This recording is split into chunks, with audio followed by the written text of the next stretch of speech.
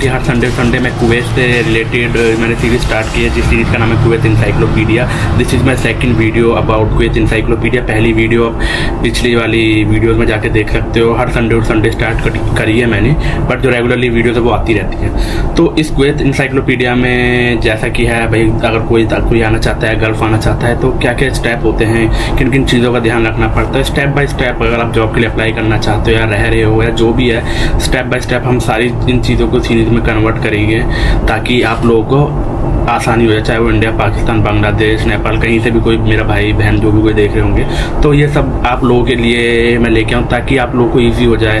और कि मतलब आप अगर जाओ ना कुवैत में या किसी भी कंट्री में, तो आपका माइंड बिल्कुल क्लियर रहे कि हाँ भाई ऐसी चीज़ें होती हैं, ये है वो है, तो आपका पूरा माइंड क्लियर रहे। तो मैं सबसे पहले टॉप 5 अगेन क्वेश्चन पिकअप करना चाहता हूँ। पहला क्वेश्चन है कि वीज़ा फॉर डॉक्यूमेंटेशन की मैं बात कर रहा हूँ कंसल्टेंसी से, बिकॉज मैं कंसल्टेंसी से आया था मैं भी, और जो भी है तो मैं आपको बताता हूँ कि क्या क्या डॉक्यूमेंटेशन चाहिए होता है वीज़ा के लिए। देखो, आपने अगर जितना आप पढ़े हुए 10th हो 12th हो, उसकी मार्कशीट वगैरह चाहिए होती है। मैं ये नहीं कहता कि हाँ भाई कि देखो ऐसी बात नहीं है, 10th 12th वालों के लिए भी जॉब होती है, बट मैं यही कहूँगा कि देखो अगर कोई स्टूडेंट इसको देख रहा है तो प्लीज़ अपनी पहले पढ़ाई कंप्लीट करिए, अपनी डिग्री लीजिए। जिस भी फील्ड में आप जाना चाहते हो हर चीज़ की है, लेकिन ये नहीं कि आप पैसा कमाने के चक्कर में 10th 12th कर लियो और आगे विदेश में, ऐसा कुछ नहीं है। पहले अपनी पढ़ाई कंप्लीट करिए, जितना आप पढ़ोगे उतना यार बेस्ट है, उतनी आपको सैलरी अच्छी मिलेगी, पोजीशन अच्छी मिलेगी। और जो भाई मेरे नहीं जो ज़्यादा 10th 12th तक पढ़े हुए हैं किसी भी मजबूरी के कारण, तो उनके लिए भी जॉब्स हैं, बहुत सारी जॉब्स हैं अलग अलग फील्ड में जो भी हैं। तो 10th 12th की मार्कशीट लगेगी, और आपका डिग्री की हुई है आपने, तो मैंने होटल मैनेजमेंट किया तो होटल मैनेजमेंट की डिग्री है। उसके बाद आपका पुलिस क्लियरेंस सर्टिफिकेट लगता है और मेडिकल होता है। इन सब के ऊपर मैंने वीडियो बना रखी है। पुलिस क्लियरेंस सर्टिफिकेट के ऊपर आपका मेडिकल होता है, गमका के लिए gulf authorise medical centre association उसका फुल फॉर्म है, उसका आपका मेडिकल होता है। उसके ऊपर भी वीडियो बना रखी है मैंने, आप देख सकते हो जाके मेरी सारी वीडियोज़ में। और ये हो गया, तो ये सब होने के बाद देखो आपका सारा वीज़ा प्रोसेस हो गया। कंसल्टेंसी आपसे पैसा तो लेती है, जो भी 50 60 70 हज़ार रुपये जो भी लेती है भाई। और मैं किसी कंसल्टेंसी को प्रमोट नहीं कर रहा हूँ, जो भी पहले ही बता रहा हूँ कि, और मैं ना ये बताने वाला कि मैं कौन सी कंसल्टेंसी से आया। किसी को कुछ पूछना जॉब से रिलेटेड किसी भी चीज़ से, तो मैं डेफिनेटली मुझे कमेंट करिए भाई, ज़रूर बताऊँगा। आप लोगों की हेल्प के लिए तो चैनल खोला है ताकि मेरे भाई आप लोग भी आ सको, कमा सको अपने परिवार के लिए, अपने लिए, अपने फ्यूचर्स के लिए। तो अब सेकंड क्वेश्चन है कि देखो मेक श्योर कि आप कुवैत आ रहे हो, आपका वीज़ा सब कुछ हो गया। अब आता है second process, step by step चलेंगे, सीरीज ऐसी है। तो अब आते हैं टिकट और लगेज। तो सबसे पहले आप देखो कंसल्टेंसी से पैसा लिया, आपकी टिकट्स की बारी है, तो टिकट में भाई सबसे पहले अपना टाइमिंग वगैरह देख लेना, कौन सी टिकट है, कितने घंटे का है, कितना लगेज आप ले जा सकते हो लगेज हैं, और फिर अपने जो भी है टाइमिंग। और हाँ, एक चीज़ बोलना चाहूँगा, आप टिकट वगैरह आपको दे रही है कंसल्टेंसी, और जो बंदा आपको पिकअप करने आने वाला है, मतलब आप कुवैत आ रहे हो, मैं एग्जांपल दे रहा हूँ, कुवैत का एग्जांपल दूंगा तो ज़्यादा बेस्ट रहेगा। मान लो मैं इंडिया से कुवैत आ रहा हूँ और आप देखो फर्स्ट टाइम जा रहे हो, तो यार बहुत थोड़ा डर आप मान लो अकेले ग्रुप में होते हो तो डिफ़िकल्ट नहीं होता क्योंकि सब लोग होते हैं। अगर मान लो अकेले आ रहे हो तो लगता है, थोड़ा सा डर लगता है कि हाँ भी कौन बंदा आएगा पिकअप करने। तो कंसल्टेंसी को बोलो कि जो बंदा मुझे कंपनी से पिकअप करने आने वाला है उसका नंबर दे दो, व्हाट्सअप नंबर, उससे आप कॉन्टैक्ट में रहो, जैसे मैं भी था कॉन्टैक्ट में, तो ईजिली होता है, वो आपको आइडेंटिफाई कर लेगा। आपके पास उसकी फ़ोटो होगी तो आप भी आइडेंटिफाई कर लोगे।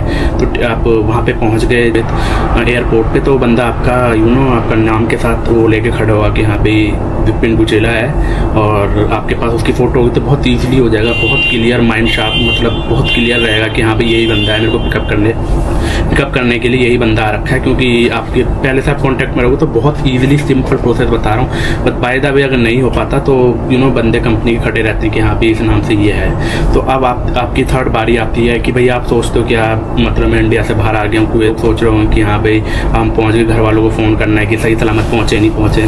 तो आजकल तो भाई भगवान ने बनाई दी है वीडियो कॉलिंग, तो चलो एक मजाक कर रहा था बट फिर भी हाँ। तो फिर वाईफाई होता है मतलब एयरपोर्ट पे 10-15 मिनट के लिए आप वाईफाई यूज़ करो, बता दो कि हाँ मैं पहुँच गया हूँ ये वो, या किसी बंदे से अरेंज कर लो, मिल जाता है, ऐसी कोई इश्यू नहीं है। तो और अलग वीडियो बनाऊँगा, अगर आप चाहते हो तो मुझे कमेंट करो कि एकोमोडेशन कैसा होता है। मैं भी एकोमोडेशन में बैठा हूँ, तो अलग एकोमोडेशन कैसा होता है तो सब उसके ऊपर वीडियो बना दूँगा अच्छे से, तो प्लीज़ कमेंट करना। तो एकोमोडेशन के आप वहाँ से आ रहे हो, गाड़ी बंदा जो है पिकअप करने के लिए आ रखा है आपको। और अगर आप देखो कंसल्टेंसी के थ्रू है, जो भी जिस कंपनी में आ रहे हो, होटल वगैरह में आप आ रहे हो, तो देखो सबसे पहले जब आपका ऑफर लेटर वगैरह होता है तो उसमें लिखा होता है कि आपका फूड अलाउंस इतना है कि 20 KD 25 KD मतलब 5-6 हज़ार रुपये इंडिया के करेंसी के हिसाब से बता रहा हूँ मैं। और KD में 20 KD होता है वैसे तो मोस्टली कंपनीज में।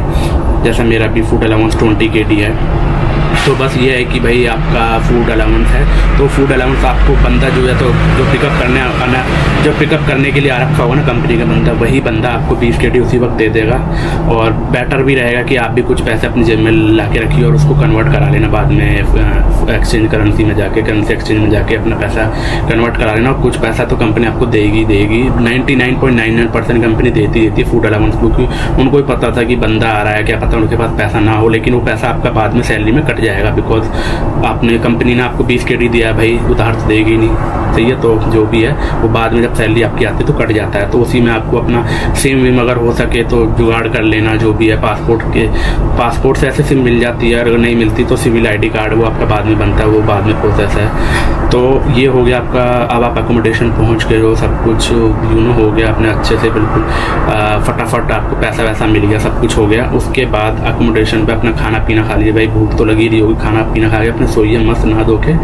और उसके बाद फोर्थ आता है आपका मतलब आपके अगले दिन की सुबह होती है, तो अगले दिन की सुबह आपको रेस्ट मिल ही जाता है। अगर अगले दिन नहीं बुला पाते जो भी है कंपनी वाले, उसके अगले दिन बुलाते हैं, तो आपका डॉक्यूमेंटेशन होता है कि जो भी पॉलिसीज़ वगैरह वो सब साइन करनी होती है आपको। HR वाली पॉलिसीज़ जो होती है सारी कंपनी में, कि भाई क्या क्या है सारे, आप भाई जो भी करोगे तो प्लीज़ पढ़ लेना अच्छे से क्या क्या चीज़ें हैं, और सारी ईच एंड एवरीथिंग। और एक चीज़ है कि भाई देखो, आप जाते हो तो कंपनी वाले क्या है आपका पासपोर्ट रख लेते हैं, ये तो है कि भाई वो रख लेते हैं, इसमें कोई घबराने की बात नहीं है, बिकॉज वो इसलिए रखते हैं ताकि कुछ मतलब काफ़ी सारे केसेस हो रखे हैं इन चीज़ों के ऊपर, कि इसलिए रखते हैं कि भाई ये ना हो कि आपको कंपनी पसंद नहीं और भग गए, या कुछ भी बहुत सारे लोग भी होते हैं वो बोलते हैं कंपनी वैसी है ऐसा कुछ नहीं होता यार। मेरा भी पर्सनल एक्सपीरियंस था कि ये कि जब मैं कुवैत आया था 2016 में, तो मेरे को भी यार लगता था कि 2 साल कैसे बीतेंगे, लेकिन देखते देखते यार मेरे 2 साल भी हो गए, मैंने कंपनी भी चेंज कर ली, वापस इंडिया गया, फिर आया, जो भी है बहुत सारी अलग है, एक अलग उसमें बताऊँगा बिकॉज वीडियो ज़्यादा लंबी नहीं करना चाहता मैं।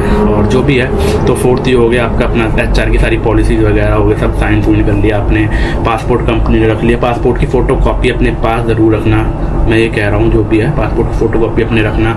ऑफ़र लेटर वगैरह जो है आपको जो मिला है, कंपनी का एड्रेस वगैरह अपने घर वालों को दे के रखना, ताकि उनको भी ईजिली रहे कि हाँ भी हमारा बेटा या जो भी घर का फैमिली मेम्बर है इस कंपनी में काम करता है, ये है इस पोजीशन पे है, सारा कंपनी की डिटेल्स अपने घर वालों को भी दे के रखना ताकि ईजिली रहे। और सिम वगैरह का जुगाड़ हो जाएगा। फिर फिफ्थ आता है आपका कि भाई ज्वाइनिंग वगैरह के लिए भाई वो सब आपको उससे पहले आपका क्या मेडिकल वगैरह होते हैं, वो सब कंपनी आपको उसी वक्त बता देती है जब आप HR में होते हैं, HR वाली पॉलिसीज़ के साइन वाइन हो रहे होते हैं, तो बताते हैं कि भाई आपका मेडिकल वगैरह है। अगर आप होटल वगैरह रेस्टोरेंट में हो तो आपके मेडिकल होते हैं, मेडिकल टेस्ट होते हैं, उसमें भी वो जैसे इंडिया में सारे टेस्ट होता है सेम वैसे मेडिकल टेस्ट होते हैं। और फिर उसके बाद आपका सिविल ID कार्ड बनता है, बलदिया कार्ड बनता है। बलदिया कार्ड जैसे अपना म्यूनसिपल कॉर्पोरेशन होते हैं ना इंडिया में, बट ऐसे यहाँ पे होता है बहुत हाइजीन वाला वो टेस्ट होता है, उतना कोई वो नहीं है, नॉर्मली हो जाते हैं पास, तो उसमें घबराने की कोई बात नहीं है। किसी को कुछ भी पूछना हो भाई, दिल खुला है, नीचे कमेंट सेक्शन है, कुछ भी पूछो, इंस्टाग्राम पे फॉलो कर लो, कुछ भी पूछना हो कुवैत से related girls A to Z, follow me Instagram, Facebook,